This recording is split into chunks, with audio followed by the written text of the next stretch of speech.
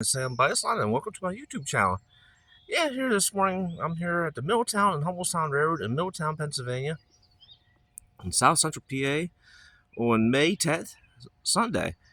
Yeah, and this morning I turned around, we're here looking at two of our pieces of rolling stock here are leaving our property. These came off of SEPTA down in Philadelphia. These are high-level cars. They have a nickname called spam cans. Don't know how that has happened with regards to getting that name, but that's what we always refer to them as spam cans.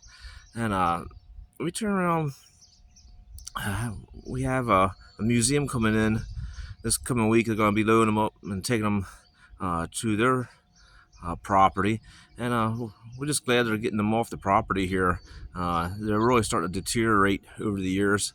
The reason why Wendell purchased these cars years ago, because he was interested in the trucks, and these trucks here are interchangeable with the side frame, which the side frame is right here of the truck, and the standard gauge wheels. He realized that these trucks, you could go ahead and remove the third rail pickup frame, which is the frame here that holds the third rail pickup shoe, and that's the shoe right there where the third rail goes.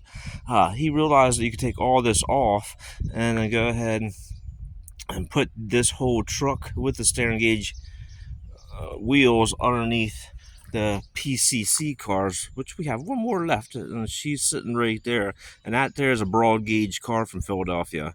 So that was his plan years ago, but it never materialized. So what's sort of interesting here is how this third rail pickup shoe is. So yeah, the third rail runs right here. So just imagine another piece of rail out here, which is going to be 600 volts, and it goes through. And there's a piece which it's missing right now because there's the bolt hole. So there's like a little piece that goes up underneath, and it comes up through this lug here, and comes up through, and then as you can see, it goes down through the traction motor.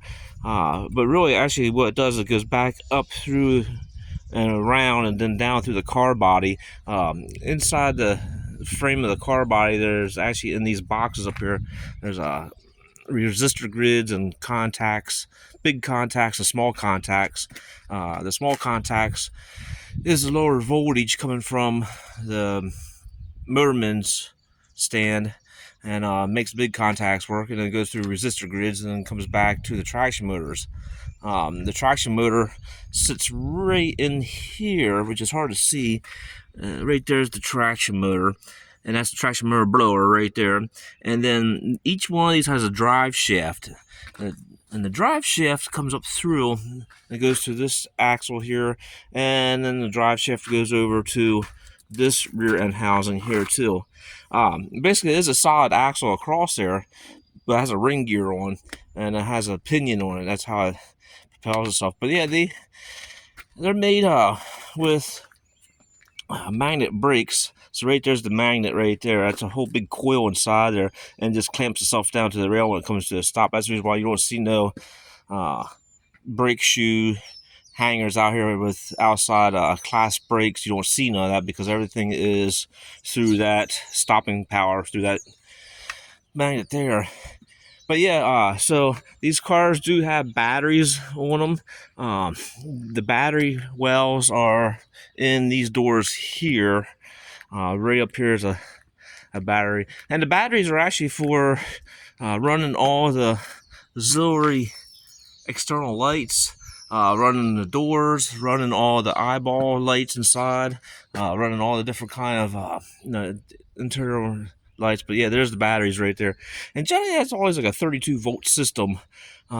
So the cars actually charge the batteries up. So that's the reason why you see the batteries. But yeah, all the resistor grids and everything are on these cars, and yeah, it's just a shame how over the years, without having the covers over, just how much mold, and the roofs are just starting to go now. So we're just getting them off the property just in time right now. So yeah, there's some of the power, and look at that Frankenstein switch right there. But yeah, turn around. It's a sort of neat to see how up close this is. But yeah, these are sort of kind of spring loaded. They sort of push up here. I was looking at them the other day, and then you can adjust the height of the third rail is right here, just up and down depending on which size rail you have or how tall this rail is out here. Has all that adjustment. Yeah, so it's just sort of neat how it's set up. And then it has the very unusual knuckle pocket system. You can see how it's set up there. It's really complicated going from freight.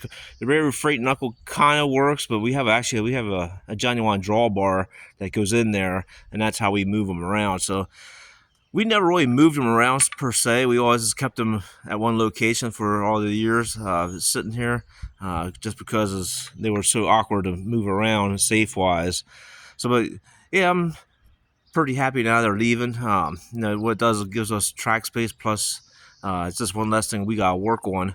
And what's going on here at the Middletown Home Center area is we're going through our rolling stock and figuring out the pieces of equipment we want to keep and pieces we want to try to save, and then how much money we have to work on the equipment. So yeah, turn around. They should be pretty soon here leaving, and once they're off the property here, that's just one less headache we gotta worry about with regards to going through and do something with them. But yeah, so this is car number 476, which I want to tell you before I forget. Yeah, right there, 476, and that car there is 477. So yeah, I just want to thank everybody for watching my YouTube channel, and we'll see you on the next go around, and have a good day.